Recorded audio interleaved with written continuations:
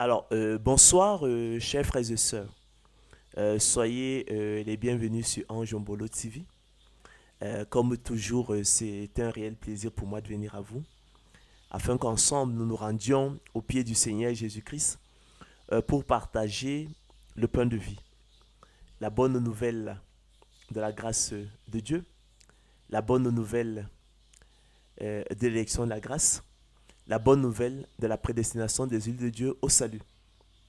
Je me lasse pour un cher frères et sœurs de vous enseigner les mêmes choses, hein. Et comme dirait l'apôtre Paul, cela vous est salutaire. À votre demande, exceptionnellement ce soir, nous reviendrons sur le principe de continuité du don du Saint-Esprit, hein, que nous avions défini comme un principe sotériologique qui admet que le don du Saint-Esprit constitue la source naturelle d'où tout provient, hein, dans le salut de l'homme.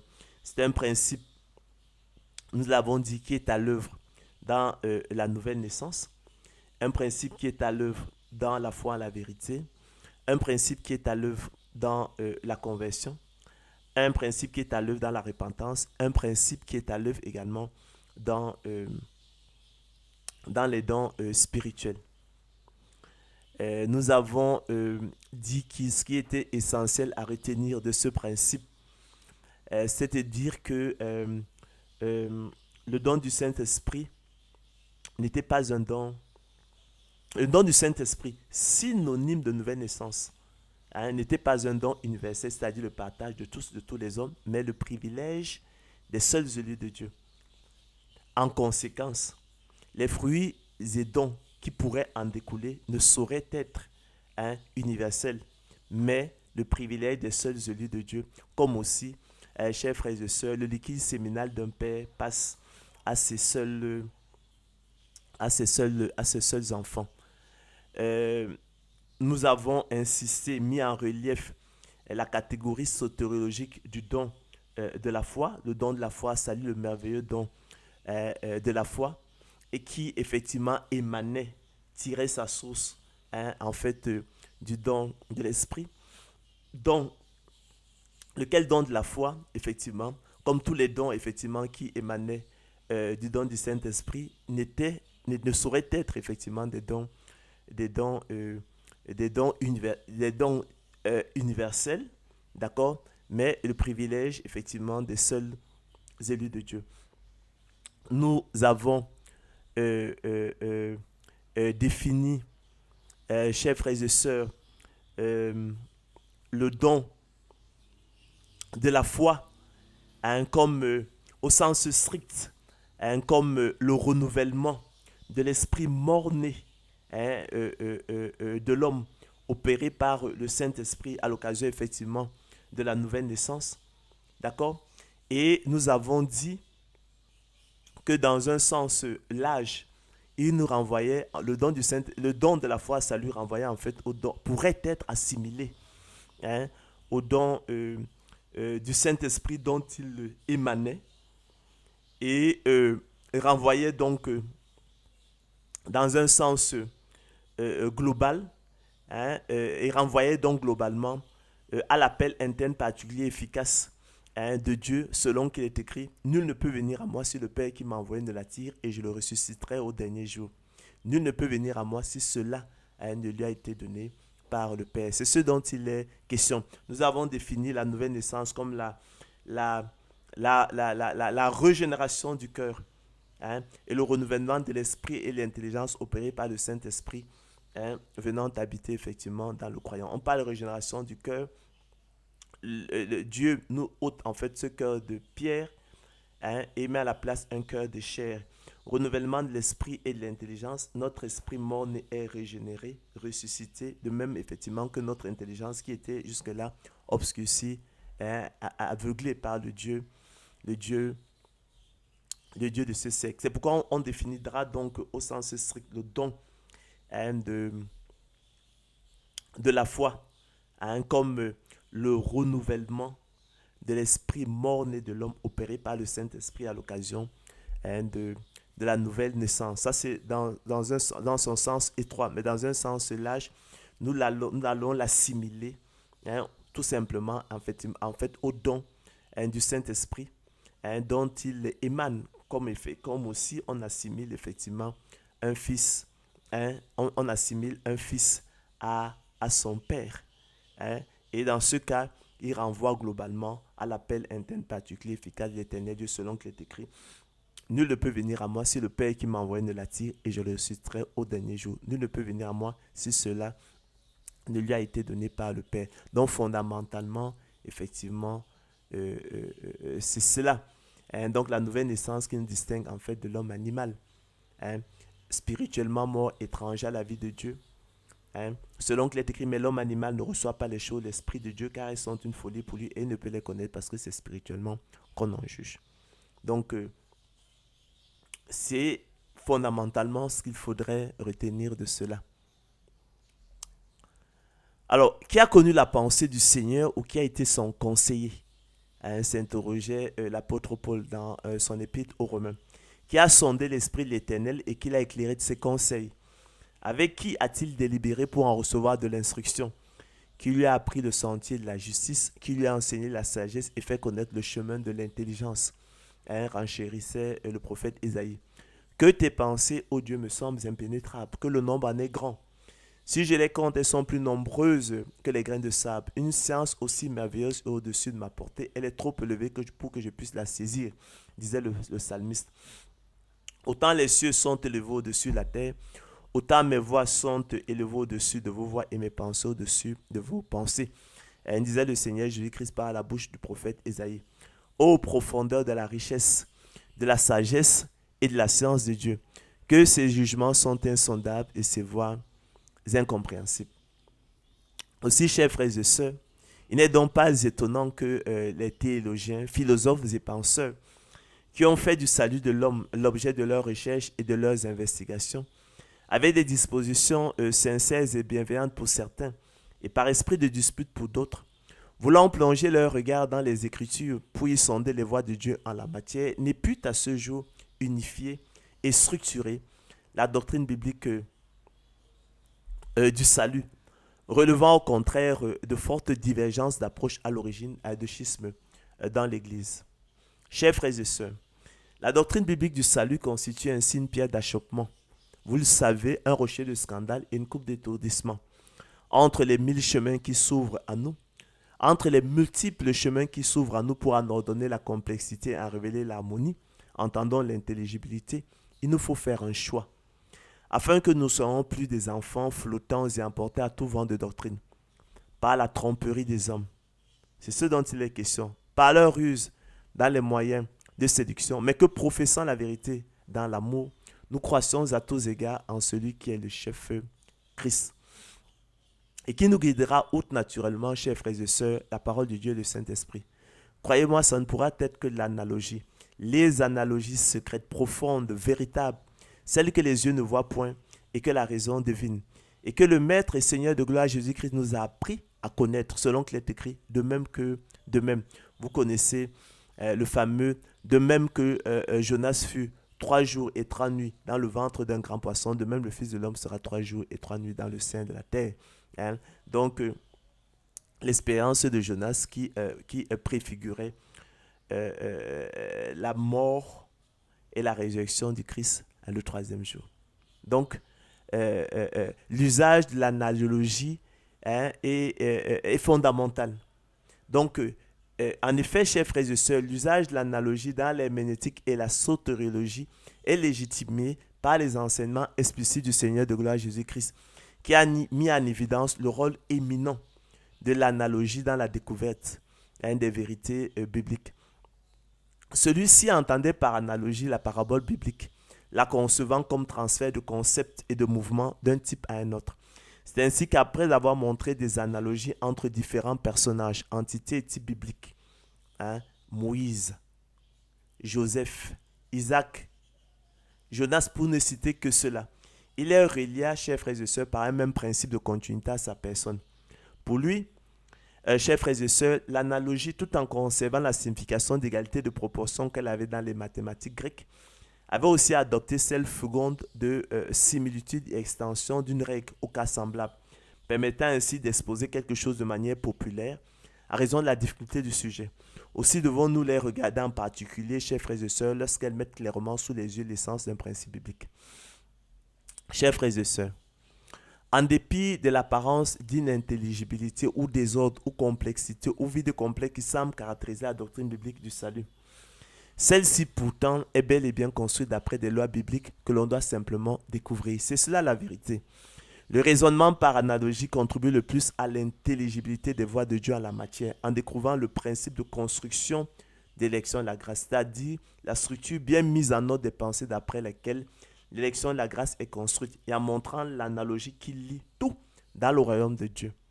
Réconcilie ce qui est opposé, établit une relation et une sympathie entre et avec ce qui est éloigné. C'est ainsi que dans ses enseignements au peuple, le Seigneur et Maître, le Maître et Seigneur de gloire Jésus-Christ mettait le doigt sur des essences jusque-là non perçues de ses auditeurs, en s'appuyant sur des répertoires de catégories qu'il savait seul rendre support d'analogies originales et fécondes. C'est cela qui faisait sa singularité en tant que docteur venu de Dieu. Selon qu'il est écrit, ils étaient frappés de sa doctrine, car il enseignait comme ayant autorité et non pas comme les scribes. Le don d'enseignant la parole de Dieu sera ainsi, chers frères et sœurs, la capacité à produire des analogies bibliques. L'art d'aller droit au but, au cœur des choses, à l'essentiel, rapidement et de manière fiable. Pour Henri Poincaré, le dernier grand savant universel, l'analogie désigne une opération qui identifie en profondeur, par-delà ce qui est visible ou directement constatable, des traits structurels qui se rapportent au phénomène et qui rapprochent les mouvements dus à la même attraction mutuelle de deux, aussi bien que de plusieurs corps. L'analogie permet ainsi de faire du premier coup des conquêtes rapides, certes quelquefois précaires, à la façon de hardis cavaliers d'avant-garde. C'est elle, chers frères et sœurs, qui permet de supplier à la réalité en nos sens. Et alors, ceux que Henri Poincaré appelle les géomètres se serviront d'images que nul ne peut oublier. Et une fois qu'il en a compris le sens, l'analogie n'est pas nécessairement fondée sur le témoignage des cinq sens. En effet, ce que Poincaré appelle les analystes qui ne font pas appel à des images sensibles doivent bien avoir la vision du but qu'ils voudraient atteindre. Il a bien fallu qu'ils devinassent le chemin qui y conduisait et pour cela, ils ont besoin d'un guide. Leur guide, c'est d'abord l'analogie, écrit-il. Les analystes, pour ne pas laisser échapper les analogies cachées, doivent, sans le secours des sens, avoir le sentiment direct de ce qui fait l'unité d'un raisonnement, de ce qui en fait, pour ainsi dire, dit-il, l'âme et la vie intime. Le principe de continuité, d'affinité, ou au sens étroit, l'égalité de proportion, justifie l'application des raisonnements par analogie dans la recherche et la découverte du principe de construction du plan de rédemption de l'humanité. Chers frères et sœurs, en instruisant donc le peuple de Dieu par des comparaisons tirées des dons spirituels, du don de la repentance, du don de la conversion, du don de la nouvelle naissance et du don du Saint-Esprit, nous éluciderons le mystère du salut et démontrerons à la lumière du principe de continuité du don du Saint-Esprit que le merveilleux don de la haute foi, qui émane du don du Saint-Esprit, selon qu'il est écrit, je répandrai sur la maison de David et sur les habitants de Jérusalem un esprit de grâce et de supplication, et ils tourneront les regards vers moi, celui qu'ils ont pleuré, celui qu'ils ont percé. Ils pleureront sur lui comme on pleure sur un fils unique. Ils pleureront amèrement sur lui comme on pleure sur un premier-né. Nous sommes là dans Zacharie 12, 10. Procède du bon plaisir la volonté de Dieu. Selon qu'il est écrit, c'est par grâce que vous êtes sauvés, par le moyen du don de la foi, et cela ne vient pas de vous, c'est le don de Dieu. Car il vous a été fait la grâce par rapport à Christ de croire en lui. Vous a été fait le privilège par rapport à Christ de croire en lui. Selon qu'il est écrit, je fais grâce à qui je fais grâce et miséricorde à qui je fais miséricorde. Je ferai miséricorde à qui je fais miséricorde et j'aurai compassion de qui j'ai compassion. Ce n'est point par les œuvres, écrit l'apôtre Paul, afin que personne se glorifie, afin que nulle chair ne se glorifie devant Dieu. Car nous sommes son ouvrage, ayant été créés dans Jésus-Christ pour de bonnes œuvres que Dieu a préparées d'avance afin que nous les pratiquions. Or, si c'est par grâce, explique-t-il, ce n'est plus par les œuvres. Autrement, la grâce n'est plus une grâce. Et si ce n'est pas les œuvres, ce n'est plus une grâce. Autrement, l'œuvre n'est plus une œuvre. Romains 11, 6. Car nous pensons, dit-il, que l'homme est justifié par le moyen du don de la foi sans les œuvres de la loi. Ainsi donc, Cela ne dépend ni de celui qui veut, ni de celui qui court, mais de Dieu qui fait miséricorde, selon qu'il est écrit. Le dessein d'élection de Dieu subsiste, sans dépendre des œuvres et par la seule volonté de celui qui appelle. En effet, Dieu nous a sauvés, chers frères et sœurs. Il nous a adressé une sainte vocation, non à cause de nos œuvres, mais selon son propre dessein. Dieu nous a sauvés, non à cause des œuvres de justice que nous aurons faites, mais selon sa miséricorde.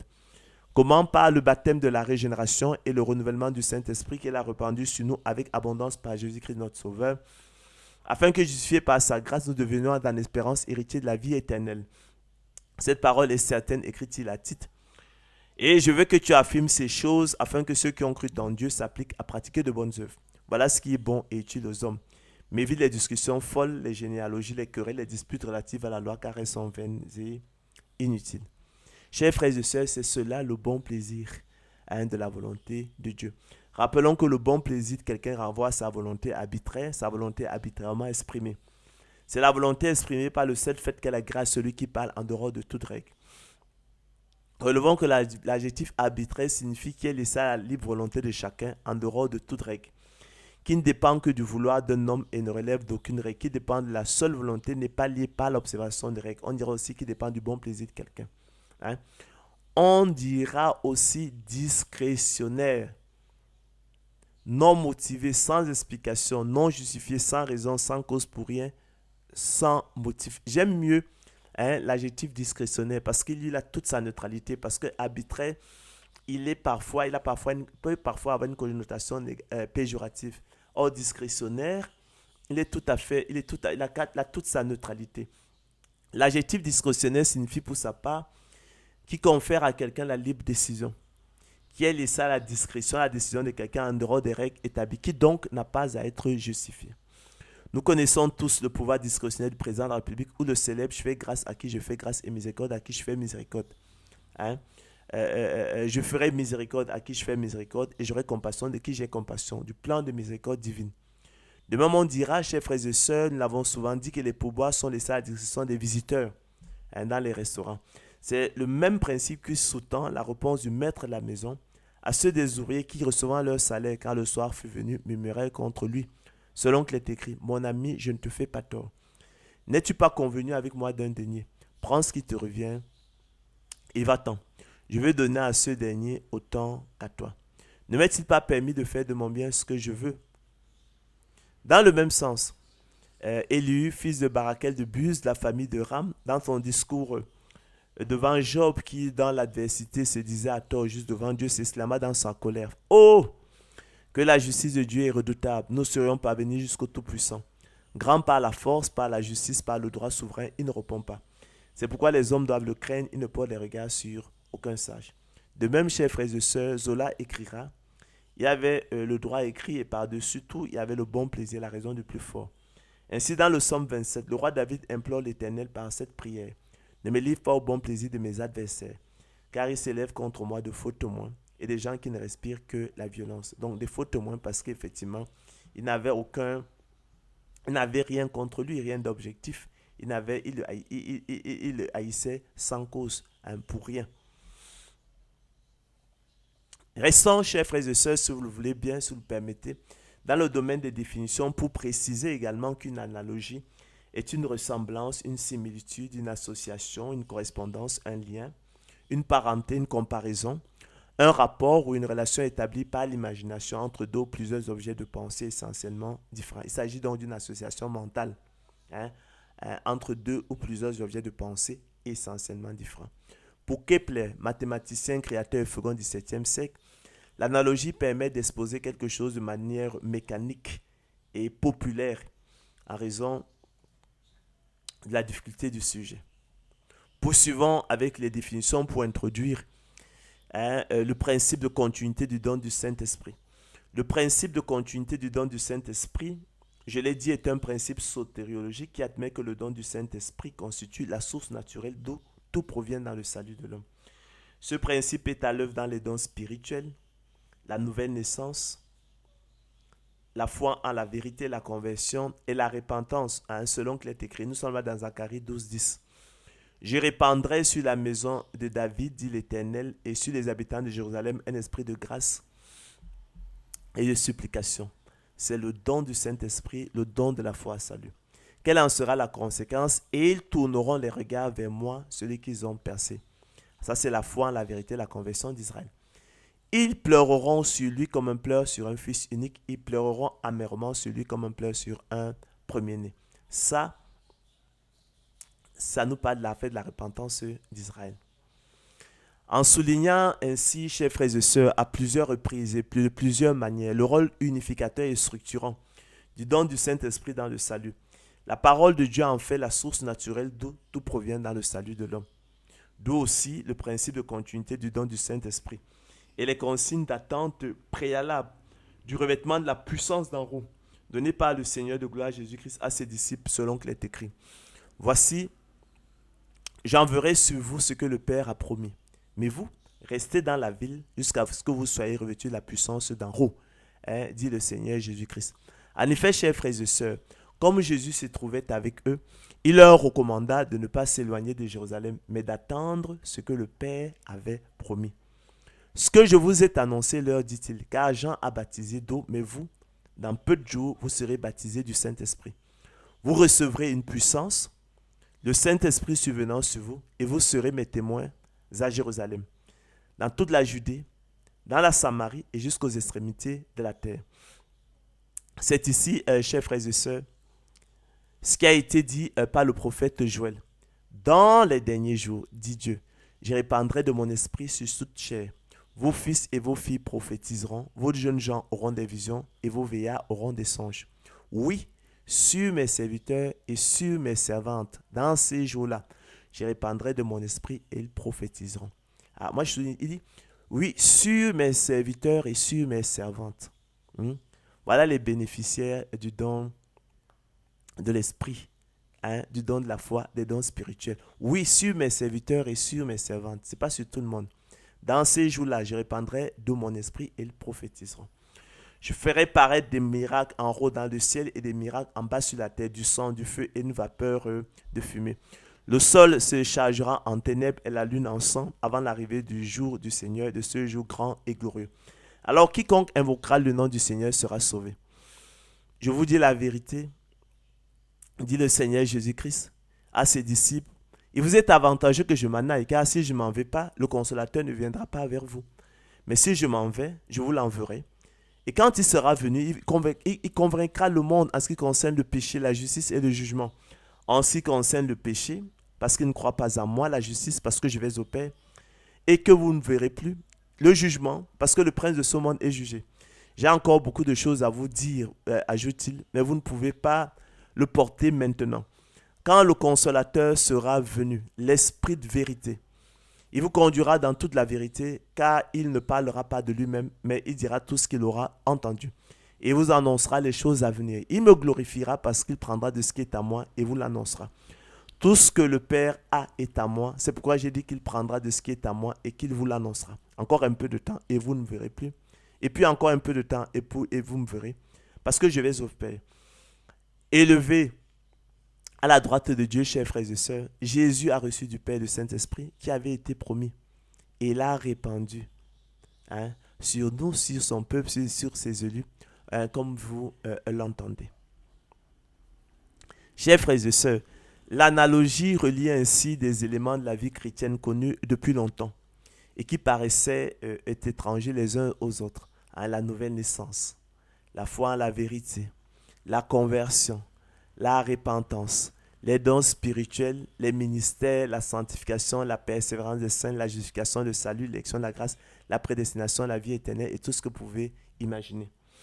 Elle nous permet de voir d'un coup d'œil chacun de ces éléments et la place qu'il occupe dans l'ensemble de la vie chrétienne. Elle introduit ainsi l'ordre, là où régnait l'apparence du désordre ou du vide complet. En effet, chers frères et sœurs, les seuls effets dignes de notre attention sont ceux qui introduisent de l'ordre dans cette complexité ou vide complet et les rendent ainsi accessibles.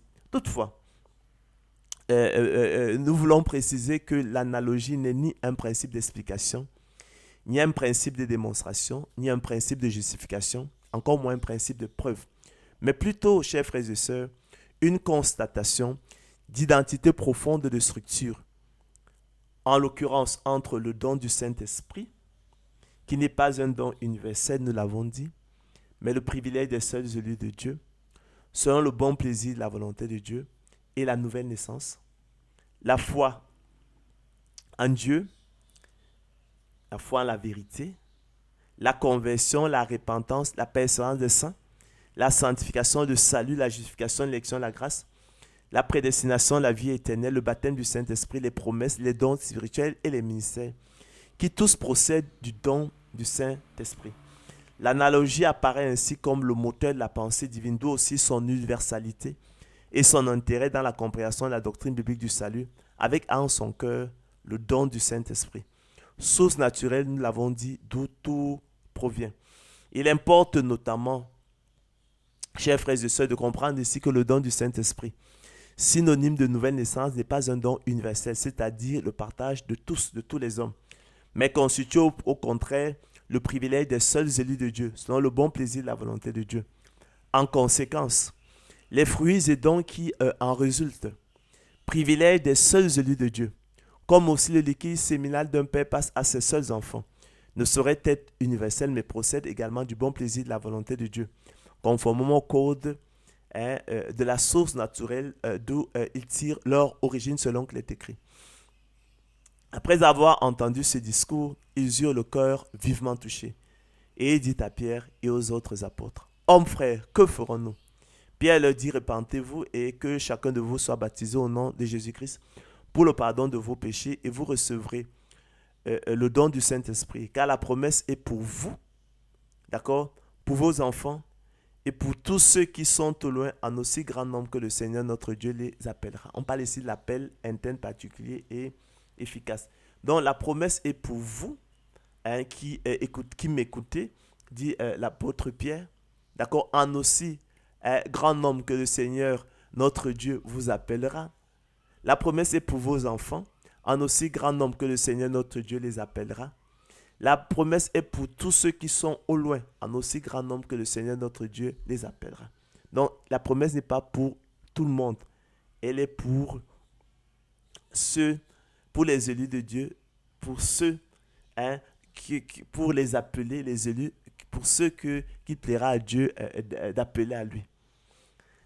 Et par plusieurs autres paroles, il les conjurait et les exhortait, disant, « Sauvez-vous de cette génération perverse. » En revanche, à côté des élus, il y a une génération perverse, il y a des réprouvés. Ceux qui acceptèrent sa parole furent baptisés. En ce jour-là, le nombre de disciples augmenta, chers frères et sœurs, de 3100. Poursuivons, chers frères et sœurs, avec les définitions, c'est important. Pour rappeler également qu'un don est un avantage que l'on reçoit sans avoir rien fait pour cela. C'est une attribution gratuite, un cadeau, une grâce, une faveur. S'agissant particulièrement des dons spirituels, l'apôtre Paul nous enseigne que Dieu les distribue à chacun en particulier comme il veut, selon le bon plaisir de sa volonté, selon qu'il est écrit. Nous sommes là dans 1 Corinthiens 12, selon qu'il est écrit. Pour ce qui concerne les dons spirituels, je ne veux pas, frère, que vous soyez dans l'ignorance. Vous savez que lorsque vous étiez païen, vous vous laissiez entraîner vers les idoles muettes selon que vous étiez conduit. C'est pourquoi je vous déclare que nul, s'il parle par l'Esprit de Dieu, ne dit Jésus est anathème. Et que nul ne peut dire Jésus est le Seigneur si ce n'est pas le Saint-Esprit. Il y a diversité de dons, explique-t-il, mais le même Esprit. Diversité de ministères, mais le même Seigneur. Diversité d'opérations, mais le même Dieu qui opère tout en tous. Or, à chacun, explique-t-il, la manifestation de l'Esprit est donnée pour l'utilité commune. En effet, à l'un est donnée par l'Esprit une parole de sagesse, à un autre une parole de connaissance selon le même Esprit, à un autre la foi par le même Esprit, à un autre le don des guérisons par le même Esprit, à un autre le don d'opérer des miracles, à un autre la prophétie, à un autre le discernement des esprits, à un autre la diversité des langues, à un autre l'interprétation des langues. Un seul et même Esprit, dit-il, opère toutes ces choses, les distribue à chacun en particulier comme il veut. Car comme le corps est un et a plusieurs membres, et comme tous les membres du corps, malgré leur nombre, ne forment qu'un seul corps, ainsi en est-il de Christ. Nous avons tous en effet été baptisés dans un seul esprit pour former un seul corps, soit juif, soit grec, soit esclave, soit libre, et nous avons tous été abreuvés d'un seul esprit. Ainsi, le corps n'est pas un seul membre, mais il est formé de plusieurs membres. Si le pied disait, parce que je ne suis pas une main, je ne suis pas du corps, ne serait-il pas du corps pour cela? Et si l'oreille disait, parce que je ne suis pas un œil, je ne suis pas du corps, ne serait-elle pas du corps pour cela? Si tout le corps était œil, où serait lui? S'il était tout ouïe, où serait l'odorat? Maintenant, Dieu a placé chacun des membres dans le corps comme il a voulu. Si tous étaient un seul membre, où serait le corps? Maintenant, donc, il y a plusieurs membres, il y a un seul corps. L'œil ne peut pas dire à la main, je n'ai pas besoin de toi, ni la tête dire aux pieds, je n'ai pas besoin de vous. Mais bien plutôt, les membres du corps qui paraissent être les plus faibles sont nécessaires. Et ceux que nous estimons être les plus honorables du corps, nous les entourons. Et ceux que nous estimons être les moins honorables du corps, nous les entourons d'un plus grand soin, d'un plus grand honneur. Et si nos membres les moins honnêtes reçoivent le plus d'honneur, tandis que ceux qui sont honnêtes n'en ont pas besoin. Dieu a disposé le corps de manière à donner plus d'honneur à ceux qui en manquaient, afin qu'il n'y ait pas de division dans le corps, mais que les membres aient également soin les uns des autres. Et si un membre souffre, tous les membres souffrent avec lui. Si un membre est honoré, tous les membres se réjouissent avec lui. Vous êtes le corps de Christ, vous êtes ses membres, chacun pour sa part. Et Dieu a établi dans l'Église premièrement des apôtres, secondairement des prophètes, troisièmement des docteurs, ensuite ceux qui ont le don des miracles, puis ceux qui ont les dons de guérir, de secourir, de gouverner, de parler en diverses langues. Tous sont-ils apôtres, tous sont-ils prophètes, tous sont-ils docteurs, tous ont-ils le don des miracles, tous ont-ils le don des guérisons, tous parlent-ils en langue, tous interprètent-ils. Chers frères et sœurs, chacun tient de Dieu un don particulier, l'un d'une manière, l'autre d'une autre. Par la grâce qui m'a été donnée, poursuit-il, je dis à chacun de n'avoir pas de lui une trop haute opinion, mais de revêtir des sentiments modestes, selon la mesure du don de foi que Dieu a départi à chacun. Car comme nous avons plusieurs membres dans un seul corps, et que tous les membres n'ont pas la même fonction, ainsi nous qui sommes plusieurs, nous formons un seul corps en Christ, et nous sommes tous membres les uns des autres. Puisque nous avons des dons différents selon la grâce qui nous a été accordée, que celui qui a le don de prophétie les ait selon l'analogie de la foi, que celui qui est appelé au ministère s'attache à son ministère, que celui qui enseigne s'attache à son enseignement, et celui qui exhorte à l'exhortation, que celui qui donne le fasse avec libéralité, que celui qui préside le fasse avec zèle, que celui qui pratique la miséricorde le fasse avec joie. Car à chacun de nous, chers frères et sœurs, écrit l'apôtre Paul aux Éphésiens, la grâce a été donnée selon la mesure du don de Christ. Comme de bons dispensateurs des diverses grâces de Dieu, que chacun de vous mette au service des autres le don qu'il a reçu, écrit l'apôtre Pierre. Si quelqu'un parle, que ce soit comme annonçant les oracles de Dieu, si quelqu'un remplit un ministère, qu'il le remplisse selon la force que Dieu communique, afin qu'en toute chose Dieu soit glorifié par Jésus-Christ, à qui appartiennent la gloire et la puissance au siècle des siècles. Amen. Chers frères et sœurs, le point capital de ce qui vient d'être dit, c'est que les dons spirituels procèdent du bon plaisir de la volonté de Dieu. Un seul et même esprit opère toutes ces choses, les distribue à chacun en particulier comme il veut, selon le bon plaisir de sa volonté. Ainsi, chers frères et sœurs, il en est des dons spirituels comme du merveilleux don de la foi. Ils procèdent tous du bon plaisir de la volonté de Dieu. D'accord? Un seul et même esprit opère toutes ces choses, les distribue à chacun en particulier comme il veut. Si quelqu'un croit être prophète ou inspiré, qu'il reconnaisse que ce que je vous dis est la parole de Dieu. Et si quelqu'un ignore, qu'il l'ignore, car nous connaissons en partie et nous prophétisons en partie. Mais quand ce qui est parfait sera venu, ce qui est passé disparaîtra. Lorsque j'étais enfant, je parlais comme un enfant, je pensais comme un enfant, je raisonnais comme un enfant. Lorsque je suis devenu homme, j'ai fait disparaître ce qui était de l'enfant. Aujourd'hui, nous voyons au moyen d'un miroir, d'une manière obscure. Mais alors, nous verrons face à face. Aujourd'hui, je connais en partie, mais alors je connaîtrai comme j'ai été connu. C'est cela, chers frères et sœurs, l'analogie secrète entre le merveilleux don de la foi et les dons spirituels. Ils procèdent tous du bon plaisir et la volonté de Dieu. Donc, comme le don du Saint-Esprit, qui n'est pas un don universel, mais le privilège des seuls élus de Dieu, les dons spirituels procèdent également du bon plaisir et la volonté de Dieu, comme également le merveilleux don de la foi. D'accord? Ils découlent tous du don du Saint-Esprit. Privilège des seuls élus de Dieu. De même comme effectivement le liquide séminal d'un père passe à ses seuls enfants, de même, les dons et fruits qui découlent effectivement du don du Saint-Esprit, qui est le privilège des élus de Dieu, passent à ses seuls élus de Dieu. C'est pourquoi aussi, jusqu'à ce jour, dans sa mort spirituelle, privé du don de l'esprit, privé du don de la foi, salut, Israël reste encore ennemi de l'évangile. Selon qu'il est écrit en ce qui concerne l'évangile, ils sont ennemis. Et tourne le dos au roi des rois, au seigneur des seigneurs, au roi des juifs, à Yeshua HaMashiach, jusqu'au temps marqué où, selon le bon plaisir de sa volonté, chers frères et sœurs, croyez-moi, Dieu déversera sur son peuple terrestre élu, appelé à manifester sa gloire parmi les nations, son Esprit Saint, et lui fera le merveilleux don de la foi selon qu'il est écrit. Nous sommes là dans Zacharie 12, 1 à 10. Oracle, parole de l'Éternel sur Israël, en ce jour-là et jamais avant. Je m'efforcerai de détruire toutes les nations qui viendront contre Jérusalem. Alors je répandrai sur la maison de David et sur les habitants de Jérusalem un esprit de grâce et de supplication. Nous avons dit que c'était le don du Saint-Esprit, le don de la foi à salut. La conséquence, c'est que et ils tourneront les regards vers moi, celui qu'ils ont percé. Donc Israël croira en la vérité, Israël se convertira. Ils pleureront sur lui comme on pleure sur un fils unique, ils pleureront amèrement sur lui comme on pleure sur un premier-né. La repentance d'Israël se produira. Chers frères et sœurs, il est hautement significatif que la résurrection nationale d'Israël ne se produira pas avant ce temps marqué. Avant que Dieu ne leur ait fait le don de l'esprit, avant que Dieu ne leur ait fait le merveilleux don de la foi, selon le bon plaisir de sa volonté. Ainsi, pour ce qui concerne le mystère du merveilleux don de la foi, je ne veux pas, frère, que vous soyez dans l'ignorance. Comme les dons spirituels, ils procèdent du bon plaisir de la volonté de Dieu. Je ne veux pas, frère, écrit l'apôtre Paul aux Romains, que vous ignoriez ce mystère afin que vous ne regardiez point comme sages, un plus excellent.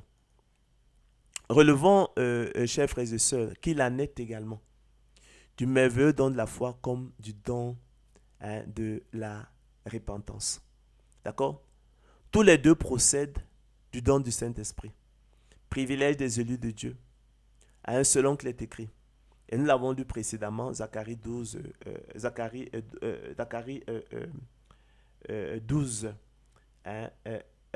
10. Alors, je répandrai sur la maison de David et sur les habitants de Jérusalem un esprit de grâce et de supplication. Don du Saint-Esprit. D'accord? Don de la foi, salut. Et tourneront les regards vers moi, celui qu'ils ont percé. D'accord? Ça, c'est la foi en la vérité, la conversion d'Israël. Ils pleureront sur lui comme un pleure sur un fils unique. Ils pleureront amèrement sur lui comme un pleure sur un premier-né. Ça, c'est la repentance d'Israël. Pour vous, vous ne vivez pas selon la chair, mais selon l'esprit. Si du moins l'esprit de Dieu habite en vous. Si quelqu'un n'a pas l'esprit de Christ, il ne lui appartient pas. Ne savez-vous pas que vous êtes le temple de Dieu et que l'esprit de Dieu habite en vous? Ne savez-vous pas que votre corps est le temple du Saint-Esprit qui est en vous et que vous avez reçu de Dieu? Or, explique l'apôtre Paul à Timothée, il ne faut pas qu'un serviteur du Seigneur ait des querelles. Il doit au contraire avoir la condescendance pour tous, être propre à enseigner, doué de patience. Il doit redresser avec douceur les adversaires dans l'espérance que Dieu leur donnera la repentance. Pour arriver à la connaissance de la vérité et que revenus à leur bon sens, ils se dégageront des pièges du diable qui s'est emparé d'eux pour les soumettre à sa volonté. Tous les fidèles circoncis qui étaient avec Pierre furent étonnés de ce que le don du Saint-Esprit était aussi répandu sur les païens. Or, puisque Dieu leur a accordé le même don qu'à nous qui avons cru en Jésus-Christ, pouvais-je, moi, dit l'apôtre Pierre, m'opposer à Dieu au bon plaisir de sa volonté? Après d'avoir entendu cela, les disciples se calmaient et glorifiaient Dieu en disant, Dieu a donc accordé la repentance aussi aux païens afin qu'ils aient la vie. Vous voyez donc comment effectivement la repentance, le don de la repentance procède du don du Saint-Esprit. Il y a là une analogie.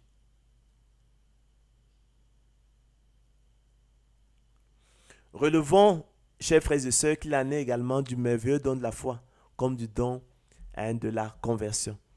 D'accord? Il en est également du merveilleux don de la foi, comme du don de la conversion. D'accord? Tous les deux découlent du don du Saint-Esprit.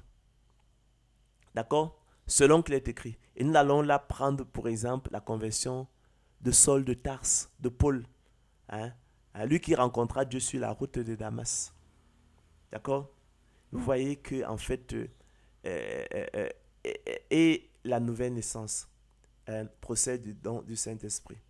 Et la foi à la vérité procède du don du Saint-Esprit. Et la repentance découle du don du Saint-Esprit. Et nous verrons effectivement là aussi comment la conversion découle effectivement du don du Saint-Esprit.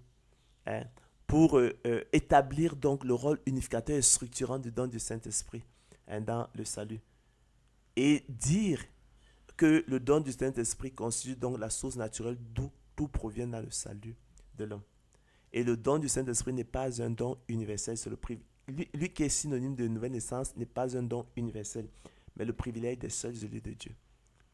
Les fruits, les dons qui en découlent ne pourraient être universels, mais ils sont aussi privilèges des seuls élus de Dieu. Comme aussi, le liquide séminal d'un père passe à ses seuls enfants. Donc, relevons qu'il en est également du merveilleux don de la foi comme du don de la conversion. Tous les deux découlent du don du Saint-Esprit selon qu'il est écrit. Alors, nous allons parler de la conversion de Paul. Nous allons commencer par l'épître de Paul aux Galates, Galates 1, 11 à 24, selon qu'il est écrit. Je vous déclare, frères, que l'évangile qui est annoncé par moi n'est pas de l'homme, car je ne l'ai reçu ni appris d'un homme, mais par une révélation de Jésus-Christ.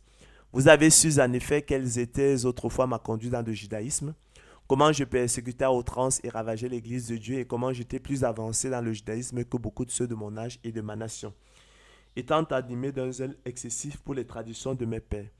Mais lorsqu'il plut à celui qui m'avait mis à part dès le sein de ma mère et qui m'a appelé par sa grâce de révéler en moi son Fils, afin que je l'annonçasse parmi les païens, aussitôt, je ne consultai ni la chair ni le sang, et je ne montai point à Jérusalem vers ceux qui furent apôtres avant moi.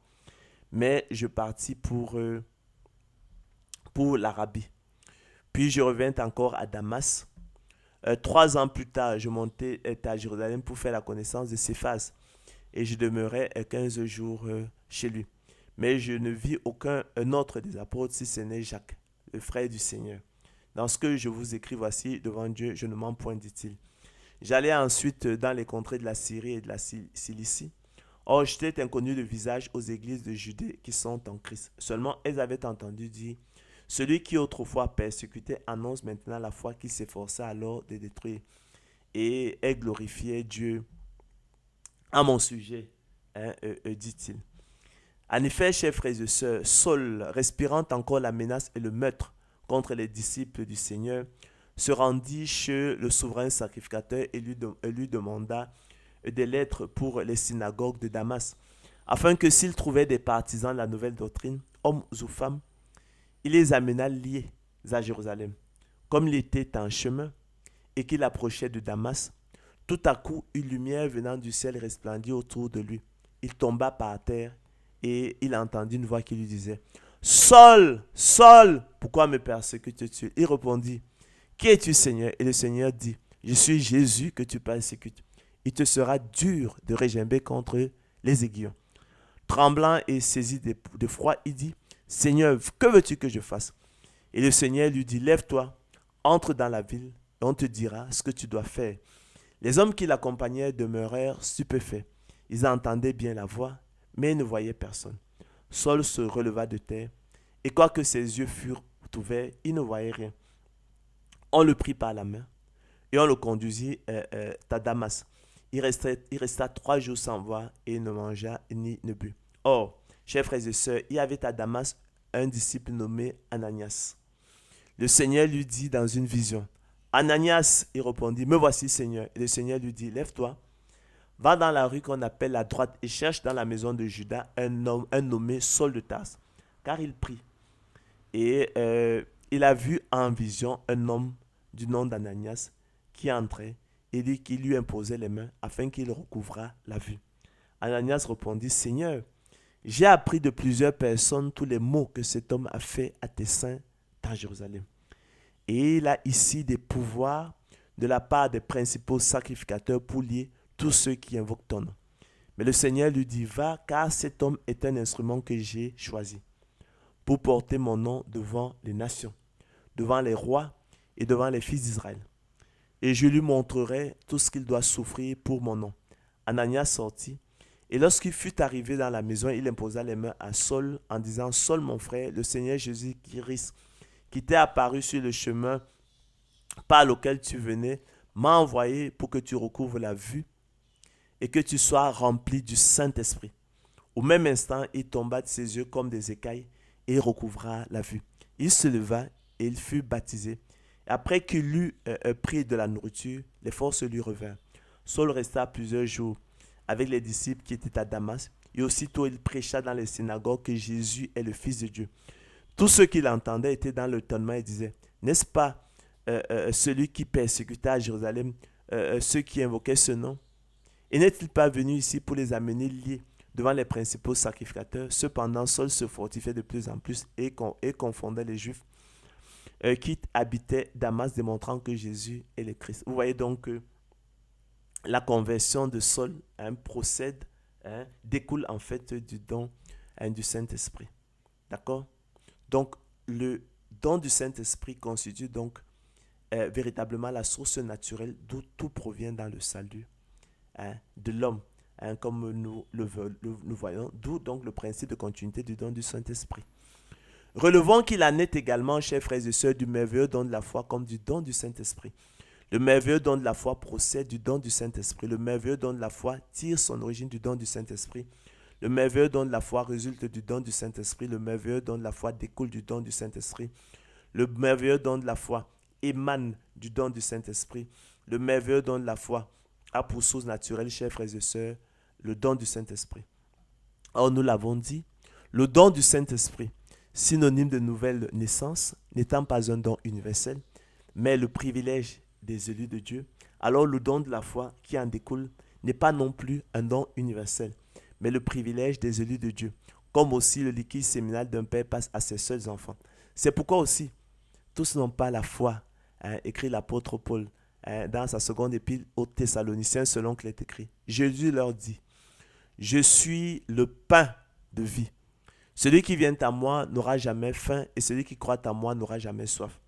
Mais je vous l'ai dit, vous m'avez vu et vous ne croyez point. Tous ceux que le Père me donne viendront à moi et je ne mettrai pas dehors celui qui vient à moi. Car je suis descendu du ciel pour faire non ma volonté, mais la volonté de celui qui m'a envoyé. Or, la volonté de celui qui m'a envoyé, c'est que je ne perde rien de tout ce qu'il m'a donné, mais que je le ressuscite au dernier jour. La volonté de mon Père, c'est que quiconque voit le Fils et croit en lui ait la vie éternelle, et je le ressusciterai au dernier jour. Les Juifs, chers frères et sœurs, murmuraient à son sujet parce qu'il avait dit, je suis le pain qui est descendu du ciel. Et ils disaient, n'est-ce pas là Jésus, le fils de Joseph, celui dont nous connaissons le Père et la Mère? Comment donc dit-il, je suis descendu du ciel? Jésus leur répondit, ne murmurez pas entre vous. Nul ne peut venir à moi si le Père qui m'a envoyé ne l'attire. Nul ne peut venir à moi et je le ressusciterai au dernier jour. Nul ne peut venir à moi si cela ne lui a été donné par le Père. Donc ils murmuraient, ils ne croyaient pas. Et le Seigneur Jésus qui leur explique simplement que leur murmure provient de ce que effectivement le Père qui l'a envoyé ne les a jamais attirés à lui. D'accord? Voilà. Donc par le biais, le moyen du don de l'Esprit, il ne leur a pas fait le don de l'Esprit. Ils étaient spirituellement morts, étrangers à la vie de Dieu. Ne murmurez pas entre vous.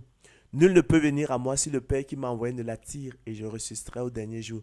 Nul ne peut venir à moi si cela ne lui a été donné par le Père, par le moyen du don de l'Esprit, par le moyen du don de la foi à salut. C'est ce dont il est question. De même, chers frères et sœurs, on a une scène similaire qui est relatée dans Jean 10. Lorsqu'on célébrait à Jérusalem la fête de la dédicace, c'était l'hiver, et Jésus, chers frères et sœurs, se promenait dans le temple sous le portique de Salomon. Les Juifs l'entourèrent et lui dirent, « Jusqu'à quand tiendras-tu notre esprit en suspense? Si tu es le Christ, dis-le nous franchement. » Jésus leur répondit, « Je vous l'ai dit, et vous ne croyez pas. Les œuvres que je fais au nom de mon Père rendent témoignage de moi, mais vous ne croyez pas parce que vous n'êtes pas de mes brebis. Mes brebis entendent ma voix, je les connais, elles me suivent, je leur donne la vie éternelle, elles ne périront jamais. Et personne ne les ravira de la main de mon Père, de ma main. Mon Père qui me les a donnés est plus grand que tous. et personne ne les ravira de la main de mon Père. Moi et mon Père, nous sommes un. » Alors, les Juifs prirent de nouveau des pierres pour le lapider, eux qui précédemment le pressaient, hein, lui disant: « Jusqu'à quand tiendras-tu notre esprit en suspens? Si tu es le Christ, dis-nous franchement. » Le Seigneur leur dira: « Je vous l'ai dit, mais vous ne croyez pas. Vous ne croyez pas, pourquoi? Parce que vous n'êtes pas de mes brebis. Vous n'êtes pas du nombre des élus, vous n'êtes pas de la famille de Dieu. Le don du Saint-Esprit n'est pas pour vous, n'est pas votre partage, ça ne vous est pas destiné. Le don de la foi ne vous est pas destiné, vous ne pouvez donc pas croire. » Un homme ne peut recevoir que ce qui lui a été donné du ciel. Rappelons opportunément, chers frères et sœurs, pour terminer, que la nouvelle naissance peut se définir comme la régénération du cœur, je l'ai dit, et le renouvellement de l'esprit et de l'intelligence opéré par le Saint-Esprit venant habiter dans le croyant, selon qu'il est écrit. Nous sommes là dans Ézéchiel 36. « Je répandrai sur vous une eau pure et vous serez purifiés. » Je rappelle que l'eau impure symbolise en fait le lavage. Et elle représente ici le Saint-Esprit. Donc je vous purifierai de toutes vos souillures et de toutes vos idoles. Je vous donnerai un corps nouveau et je mettrai en vous un esprit nouveau. J'ôterai de votre corps le cœur de pierre et je vous donnerai un cœur de chair. Je mettrai mon esprit en vous et je ferai en sorte que vous suiviez mes ordonnances et que vous observiez et pratiquiez mes lois. Je leur donnerai un même corps, un même cœur et je mettrai en vous un esprit nouveau. J'ôterai de leur corps le cœur de pierre et je leur donnerai un cœur de chair afin qu'ils suivent mes ordonnances et qu'ils observent et pratiquent mes lois. Il s'agit, chers frères et sœurs, d'une naissance de l'Esprit, une naissance du Saint-Esprit, d'une naissance d'en haut, d'une naissance de Dieu, comme expliquait effectivement le Seigneur Jésus-Christ à Nicodème dans leur entretien en Jean 3, et d'une véritable résurrection spirituelle en vue d'une marche en nouveauté de vie. L'homme, chers frères et sœurs, passe ainsi de la mort à la vie avec Dieu, selon qu'il est écrit. Vous étiez morts par vos offenses, vous étiez spirituellement morts par vos offenses et par vos péchés dans lesquels vous marchiez autrefois. Selon le train de ce monde, selon le prince de la puissance de l'air, de l'esprit qui agit maintenant dans les fils de la rébellion. Nous tous aussi, écrit l'apôtre Paul, nous étions de leur nombre et nous vivions autrefois selon les convoitises de notre chair, accomplissant les volontés de la chair et de nos pensées. Et nous étions par nature des enfants de colère comme les autres. Mais Dieu, qui est riche en miséricorde, à cause du grand amour dont il nous a aimés, nous qui étions morts par nos offenses, nous qui étions spirituellement morts par nos offenses, nous a rendus à la vie avec Christ. C'est par grâce que vous êtes sauvés. Il nous a ressuscités ensemble et nous a fait asseoir ensemble dans les lieux célestes en Jésus-Christ, afin de montrer dans les siècles à venir l'infinie richesse de sa grâce par sa bonté envers nous en Jésus-Christ. Car nous aussi, poursuit-il, écrit à Tite, nous étions autrefois insensés, désobéissants, égarés, asservis à toute espèce de convoitise et de volupté, vivant dans la méchanceté, dans l'envie d'être haïs, nous haïssant les uns les autres. Mais lorsque la bonté de Dieu, notre Sauveur, et son amour pour les hommes ont été manifestés, il nous a sauvés, chers frères et sœurs élus de Dieu, non à cause des œuvres de justice que nous aurons faites, mais selon sa miséricorde, par le baptême de la régénération et le renouvellement du Saint-Esprit, donc par la nouvelle naissance opérée par le Saint-Esprit qu'il a répandu sur nous, avec abondance par Jésus-Christ notre Sauveur, afin que justifiés par sa grâce, déclarés juste par sa grâce, nous devenions en espérance héritiers de la vie éternelle. Cette parole est certaine, dit-il, et je veux que tu affirmes ces choses, afin que ceux qui ont cru en Dieu s'appliquent à pratiquer de bonnes œuvres. Voilà ce qui est bon et utile aux hommes, conclut-il. Alors, son esprit, chers frères et sœurs, siège de la relation avec Dieu, est renouvelé, ressuscité, lui qui était mort-né. C'est le don de la foi à salut, le merveilleux don de la foi à salut. Le don de la foi à salut peut ainsi se définir au sens étroit comme le renouvellement de l'esprit mort-né de l'homme opéré par le Saint-Esprit à l'occasion de la nouvelle naissance.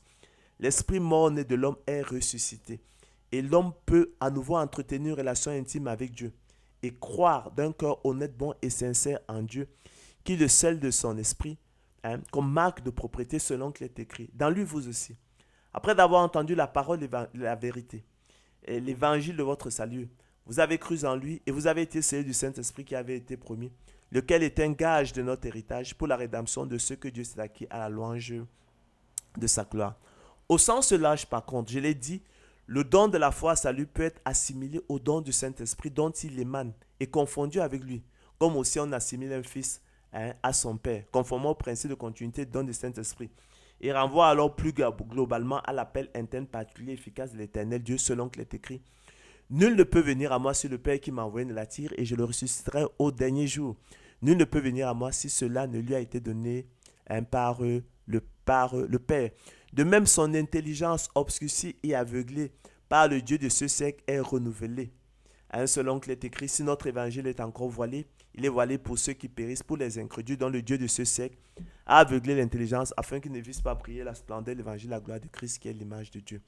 Et son âme, siège de l'intelligence, de la volonté, des émotions et du désir, peut coopérer à nouveau avec son esprit et sous la direction et l'autorité de ce dernier, travailler avec crainte et tremblement au salut de l'homme à travers la persévérance des saints selon qu'il est écrit. Voici donc ce que je dis et ce que je déclare dans le Seigneur, écrit l'apôtre Paul, c'est que nous ne devons plus marcher comme les païens qui marchent dans la vanité de leurs pensées. Ils ont l'intelligence obscurcie, ils sont étrangers à la vie de Dieu, à cause de l'ignorance qui est en eux, à cause de l'endurcissement de leur cœur. Ayant perdu tout sentiment, ils se sont livrés à la dissolution pour commettre toute espèce d'impureté jointe à la cupidité. Mais vous, ce n'est pas ainsi que vous avez appris Christ, si du moins vous l'avez entendu. Et si conformément à la vérité qui est en Jésus, c'est en lui que vous avez été instruits à vous dépouiller, eu égard à votre vie passée, du vieil homme qui se corrompt par les convoitises trompeuses, à être renouvelé dans l'esprit de votre intelligence et à revêtir l'homme nouveau, créé selon Dieu dans une justice et une sainteté, chers frères et sœurs, que produit la vérité. La soteriologie, chers frères et sœurs, pourrait ainsi être assimilée, comme nous l'avons vu, à une étude d'analogie biblique permettant d'ordonner la complexité, la doctrine biblique du salut pour en révéler l'harmonie, entendant l'intelligibilité. C'est une sagesse que nous prêchons parmi les parfaits, sagesse qui n'est pas de ce siècle ni des chefs de ce siècle qui vont être anéantis. Nous prêchons la sagesse de Dieu mystérieuse et cachée, dit l'apôtre Paul aux Corinthiens, que Dieu dans les siècles, avant les siècles, avait destiné pour notre gloire, sagesse qu'aucun des chefs de ce siècle n'a connue, car s'ils l'eussent connue, vous imaginez, ils n'auraient pas crucifié le Seigneur de gloire Jésus-Christ. Mais comme il est écrit, poursuit-il, ce sont des choses que l'œil n'a point vues, que l'oreille n'a point entendues, qui ne sont point montées au cœur de l'homme. Des choses que Dieu a préparées pour ceux qui l'aiment. Dieu les a révélées par l'Esprit, car l'Esprit sonde de tout, même les profondeurs de Dieu. Lequel des hommes en effet connaît les choses de l'homme si ce n'est l'Esprit de l'homme qui est en lui. De même, personne ne connaît les choses de Dieu si ce n'est l'Esprit de Dieu qui est en lui. Or, nous n'avons pas reçu l'Esprit du monde, mais l'Esprit qui vient de Dieu, afin que nous connaissions les choses que Dieu nous a données par sa grâce. Et nous en parlons. Non avec les discours qu'enseigne la sagesse humaine, mais avec ceux qu'enseigne l'Esprit employant un langage spirituel pour les choses spirituelles. Mais l'homme animal ne reçoit pas les choses de l'Esprit de Dieu, mais l'homme animal n'accepte pas les choses de l'Esprit de Dieu, mais l'homme animal refuse les choses de l'Esprit de Dieu. Pourquoi? Car elles sont une folie pour lui et il ne peut les connaître, il ne peut les aimer parce que c'est spirituellement qu'on en juge. L'homme spirituel, au contraire, écrit l'apôtre Paul, juge de tout et n'est lui-même jugé par personne. Car qui a connu la pensée du Seigneur pour l'instruire? Or, nous avons la pensée de Christ. Pour moi, frère, écrit l'apôtre Paul, ce n'est pas comme à des hommes spirituels que je peux vous parler, mais comme à des hommes charnels, comme à des enfants en Christ. Je vous ai donné du lait, non de la nourriture solide, car vous ne pouviez pas la supporter. Et vous ne pouvez pas même à présent parce que vous êtes encore charnel. À cet égard, chers frères et sœurs, rappelons que l'homme animal désigne l'homme non régénéré, spirituellement mort, privé de l'Esprit de Dieu, étranger à la vie de Dieu. L'Écriture le désigne aussi sous le vocable du vieil homme. La catégorie sotériologique de l'homme animal s'oppose dialectiquement à celle de l'homme régénéré. L'homme régénéré, chers frères et sœurs, c'est l'homme né de nouveau. L'Écriture le désigne aussi sous le vocable de l'homme nouveau. En fonction de sa maturité spirituelle, l'homme régénéré sera dit spirituel ou charnel. L'homme charnel est un homme régénéré, mais dont la maturité spirituelle est celle d'un enfant ou bébé en Christ. En revanche, l'homme spirituel est un homme régénéré, dont la maturité spirituelle n'est plus celle d'un enfant nouveau-né en Christ, mais d'un homme fait et accompli en Christ. Tandis que, chers frères et sœurs, les enfants nouveau-nés en Christ en sont encore au lait spirituel. La nourriture solide est pour les hommes faits et accomplis en Christ, pour les maîtres, pour ceux qui ont l'espérance de la parole de justice, ceux dont le jugement est exercé par l'usage à discerner ce qui est bien et, chers frères et sœurs, ce qui est mal. Nous sommes donc parvenus au thème de notre conférence et nous avons pu élucider effectivement le mystère du salut à travers effectivement le rôle éminent joué par le don du Saint-Esprit, qui est la source naturelle d'où effectivement tout provient dans le salut.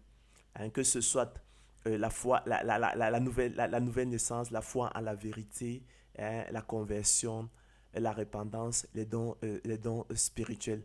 Nous sommes focalisés notamment sur le merveilleux don de la foi qui, comme effectivement son Père, qui l'a engendré, le don du Saint-Esprit n'est pas un don universel, mais le privilège des seuls élus de Dieu, comme aussi le liquide séminal passe d'un père à ses seuls enfants.